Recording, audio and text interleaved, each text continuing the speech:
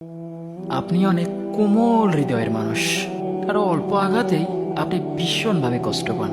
কারো দু একটা মিষ্টি মিষ্টি কথা শুনে আপনার হৃদয়ে গলে যায়।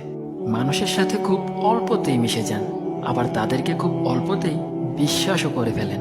এই জন্য মাঝে মাঝে আপনি অনেক বাজেভাবে ঠকে যান। আপনার এই সহজ সরল চলাফেরার জন্য অনেকে হয়তো আপনাকে অনেক কথা বলে। আপনি ন্যাকা, আপনি বোকা, আপনি সস্তা, আরো নানা ধরনের কথা শুনতে হচ্ছে আপনার। আপনার হৃদয়টা ভেঙে টুকরো টুকরো হয়ে যায় তখন। কিন্তু আপনি তবুও তাদের উপর মন খারাপ করবেন না, হতাশও হবেন না।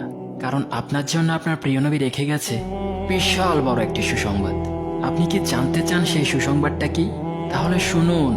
তিনি ভুলে গেছেন কোন নরম, ভদ্র ও মিশুক লোকের জন্য জাহান্নাম হারাম। কি খুশি তো এখন?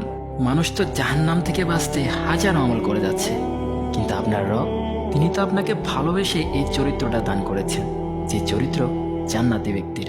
তাই আজ থেকেই যাদের অন্তর কঠোর হয়ে আছে তারা অন্তরকে নরম করতে শিখুন, কারণ এই নরম অন্তরগুলাই জান্নাতে যাবে।